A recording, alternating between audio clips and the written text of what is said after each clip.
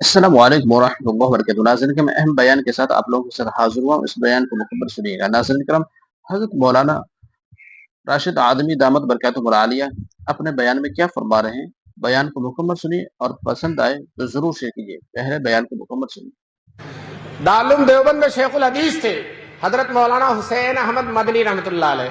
انگریز ان سے ڈرتا تھا بہت زیادہ. پورے ملک میں جا کر انگریزوں کو للکار، ڈرتے نہیں تھے، شیر کی طرح دہاڑتے تھے. تو انگریزوں نے سوچا ان کو دارالعلوم دیوبند سے نکلوا دیا جائے. اگر یہ دارالعلوم دیوبند سے نکل جائیں گے تو ایک تو دارالعلوم دیوبند کا اسٹیج بہت بڑا اور دوسرے ان کی شخصیت بہت بڑی، دونوں مل کر بڑی طاقت ہو جاتی ہے اور ہمیں نقصان بہت ہوتا. کم سے کم ان کو دارالعلوم سے نکلوا دیا جائے تاکہ ان کی آواز میں وہ زور نہ رہے. کم سے کم دارالعلوم کے شیخ الحدیث تو نہیں رہیں گے. لیکن چونکہ دارالعلوم دیوبند انگریزوں سے ایک پیسہ نہیں لیتا تھا تو انگریز اس پر کوئی آرڈر بھی نہیں دے سکتا تھا. حیدرآباد کے نواب جو انگریزوں کے طرفدار تھے، انگریزوں سے ملے ہوئے تھے، انگریزوں نے حیدرآباد کے نواب کو آمادہ کیا کہ آپ دارالعلوم دیوبند میں چندہ دیتے ہیں، آپ کا اثر و رسوخ ہے، آپ اپنے اثر و رسوخ کو استعمال کر کے مولانا مدنی جو ہمارے سب سے بڑے مخالف ہیں دارالعلوم دیوبند سے ان کو نکلوا دیجیے. یہ حیدرآباد کے نواب سے انگریزوں نے کہا. نواب نے نہ آؤ دیکھا نہ تو اتنا لمبا خط لکھا. اور دارالعلوم دیوبند کے محتمم حکیم الاسلام قاری طیب صاحب رحمۃ اللہ علیہ تھے. خط یہ لکھا، محتمم صاحب کو معلوم ہو کہ مولانا مدنی کو مدرسے سے نکال دیا جائے. اگر ان کو نہیں نکالا جائے گا تو ہم اتنی بڑی رقم جو چندے میں دیتے بند کر دیں گے. حضرت قاری طیب صاحب کو ان بوڑھوں نے دیکھا ہوگا، حکیم الاسلام تھے، بڑی ہی لطافت کی باتیں ان کی زبان سے نکلتی تھیں. چنانچہ حضرت نے جواب دیا، انگریزوں کو معلوم ہو، نواب حیدرآباد کو معلوم ہو کہ مولانا مدنی کا مدرسے میں رہنا انگریزوں کے لیے بہت مفید ہے. کیوں؟ ہم ان کو ہفتے میں 6 دن چھٹی نہیں دیتے، بخاری اور ترمذی پڑھواتے ہیں، جمعے کے 1 دن چھٹی کے ملتے ہیں، ملک میں کہیں جا کر انگریزوں کو للکارتے ہیں.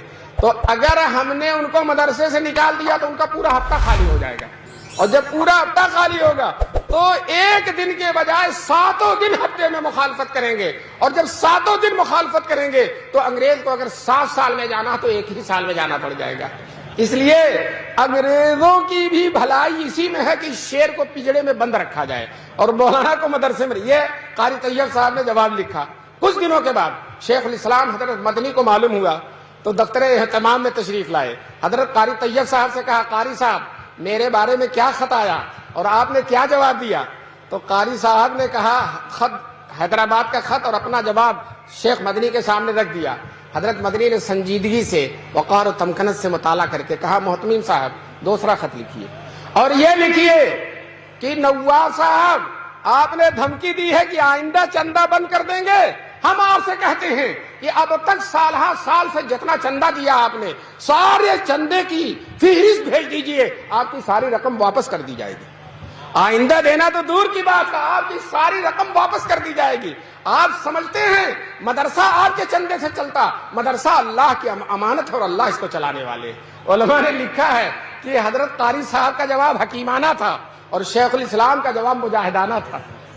میں نے واقعہ ایک جگہ سنایا، وہاں مولانا افضال صاحب جوہر قاسمی جو اسی اطراف کے رہنے والے تھے، جی وہ مجھ سے محبت فرماتے تھے، وہ کھڑے ہو گئے میری تقریر کے بعد اور کہا مولانا نے، وہ موجود تھے، کہا مولانا نے جو واقعہ سنایا وہ ہمارے ہی زمانے میں پیش آیا تھا، جب وہاں ہم پڑھتے تھے اسی زمانے میں پیش آیا تھا. دوستو دیکھیے اللہ تعالیٰ نے انہی کے ایک مخصوص شاگرد سے تائید کرا دی.